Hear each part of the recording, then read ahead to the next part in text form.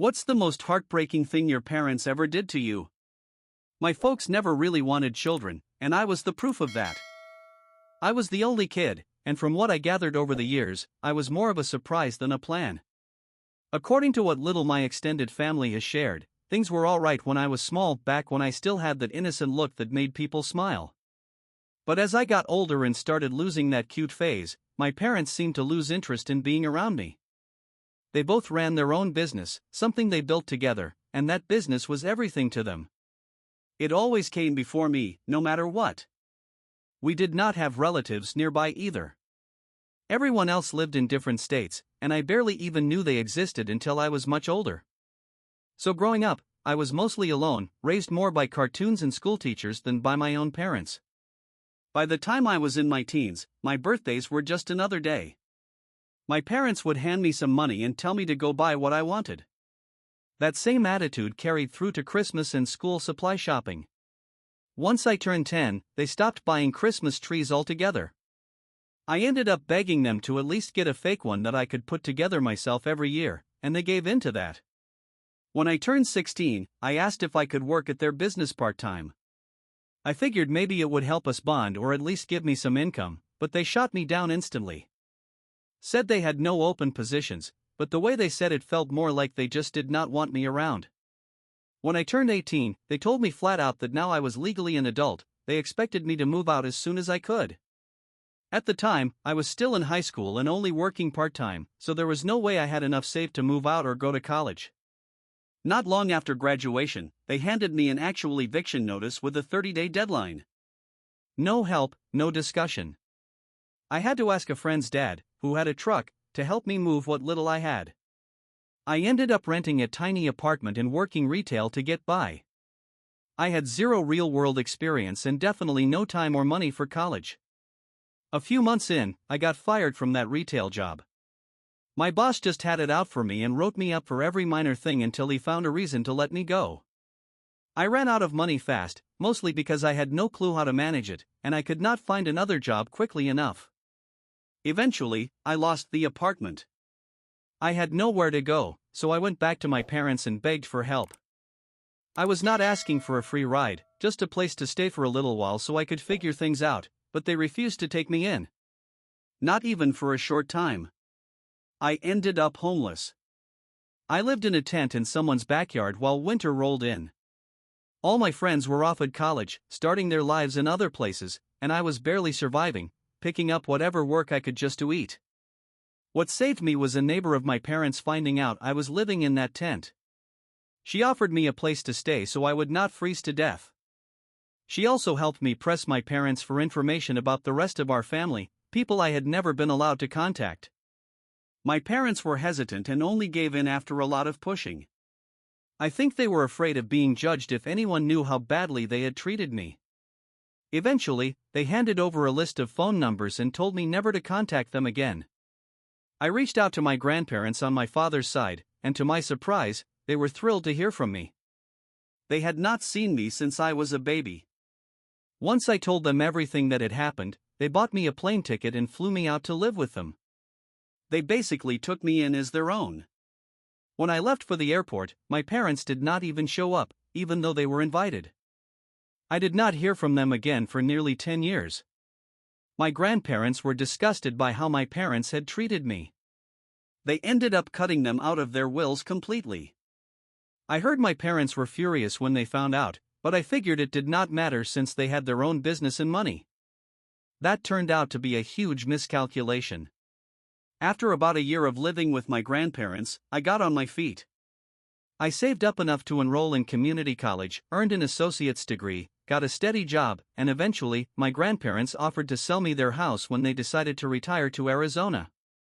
My grandmother needed to get away from the cold because it was getting too hard on her body every year.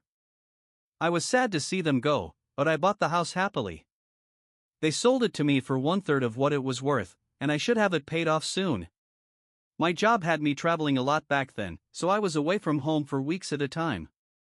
In late 2020, after being gone for a couple weeks, I came back and saw a big white van in the driveway. I had no idea whose it was and was about to call the police until I saw my parents' business logo on the side. I knew right then something was off. Sure enough, I walk into my own home and find them living there. They acted like it was normal, like we were some big happy family. I told them they needed to leave, but they said they had every right to be there since it used to be Grandma and Grandpa's place. I reminded them it was not their house anymore. I owned it now, and if they had paid attention to my life at all, they would have known that. But they did not, because they had abandoned me a decade earlier without teaching me a thing about how to survive. They refused to leave. My dad said that since it was his parents' home first, he had a claim to it. I walked into my bedroom, locked the door, and called the police. When officers showed up, it went sideways fast. My parents told them they had already been there long enough to be considered residents, which was a flat-out lie. I had no security cameras to prove otherwise, and neither did the neighbors. It became my word against theirs. They told the police we had some verbal rental agreement and that I was trying to kick them out unfairly. My mother even started crying to sell the story. The police said it was a family matter and told me to go through the courts. Because this was during the 2020 pandemic, the court system was backlogged and slow. Meanwhile, my parents stayed put, living in my house for free and throwing it in my face the entire time. Eventually, I got the truth out of them: they had gone broke. Their business tanked and they had to sell off nearly everything they owned just to cover the debts. All that was left was their work van and a few personal things, so naturally, they figured they could just settle into my house for free like it was owed to them. They did find jobs pretty quick. My father started driving deliveries and my mother got a job working sales in some department store. They were making money, but the only thing they gave me was a $100 bill each month and acted like that was more than generous. Every time I brought up paying real rent or splitting the bills fairly, they hit me with the same guilt trip, telling me I should be thankful they raised me for free for 18 years. My mother even had the nerve to suggest I should be paying them back for all the time and effort they spent raising me. And when I pushed back, they threatened to stop paying for anything at all. I was getting sick of it, so I called up my grandparents and told them everything. They were furious. They called my parents, but even after that, my folks insisted they had a right to stay in my house and were not going anywhere. My grandfather apologized, saying if they had not sold me the place, none of this would have happened. I told him it was not his fault, and anyway, I had already filed the paperwork for eviction. I said it loud enough for my parents to hear so they knew the clock was ticking. After that, they stopped talking to me altogether. My dad was barely ever around, working long days driving a van, clearly miserable. My mom, on the other hand, stayed home more and started acting like the house belonged to her. She wanted to rearrange my furniture and even tried to claim the master bedroom for herself and my father, saying they were the parents and deserved better. I shut it all down. I told her she did not deserve a thing from me. I reminded her that having a child means raising them, not acting like they owe you for existing. I knew exactly what they were doing, trying to act like they were in charge so I would feel too guilty to kick them out. I told her it was not going to work and that their time was almost up. Finally, in early 2021, after 4 months of dealing with this circus, we went to court. My parents had the nerve to fight the eviction and acted like I was the one being unreasonable. They tried to use the fact that the house used to belong to my grandparents as some kind of claim and even pointed to the $100 payments like it proved we had some kind of rental agreement. But they never made anything official. Thankfully, they were not dumb enough to fake paperwork because that would have been a crime. In the end, the judge sided with me and gave them 30 days to move out. After court, they pulled me aside and told me they were ashamed of me for turning my back on my own family. I laughed right in their faces and told them they were the ones who kicked me out when I needed help most. I told them they never showed me love, so I did not owe them any in return. I said they were entitled, selfish, and full of it, and that they had no right to act like they were ever real parents to me. I told them to get their lives together because I would not hesitate to call the police the second that 30 days were up. My father looked like he wanted to explode, but my mom grabbed his shoulder and gave him a look that made him back off. He scowled at me and walked away. I just stood there laughing at him. That last month was hell. They spent it either trying to make me feel guilty or giving me the cold shoulder.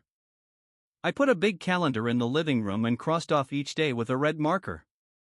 March 2nd was circled so big you could see it from the kitchen. they stayed until the very last day. They had been so convinced they could wear me down that they never even looked for a place to live until after we got out of court. My mom scrambled to find something and ended up with a cramped little studio apartment in the next city over. It was honestly the kind of place I had to live in when I was 18 and broke. Funny how things come full circle. I drove her over to see it once. It was awful.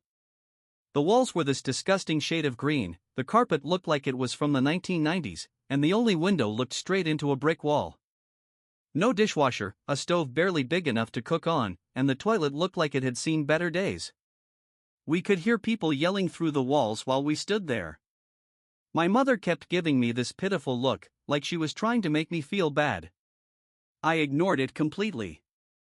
They signed the lease and spent the weekend moving in their few remaining things. They also insisted on taking the bed, dresser, and flat-screen television from the guest room. I told them to take it all. I did not want anything in my house that reminded me of them. They looked offended, like I was treating them like garbage, but I did not care. Once their stuff was gone and the guest room was finally empty, I started changing the locks. I did it while they were still pulling out of the driveway. They watched me take off the old doorknob and install the new one. We did not exchange a single word. They just sat there in the van until I finished, then finally drove away. I let out the biggest breath I had taken in months when they were gone. I thought that was the end of it, that maybe karma had caught up with them and now they would live a quiet little life somewhere far from mine. But of course, it could not be that simple. Not long ago, my grandparents told me that my parents had called them to brag about starting up a new business. Same industry as before, same state I am in now. I looked it up online and sure enough, it is already doing well. Great reviews, growing fast. And I will be honest, I am still mad. They put me through hell, left me on the street, squatted in my home like they owned it, and now they are bouncing back like nothing happened. If there is such a thing as karma, it sure is taking its sweet time.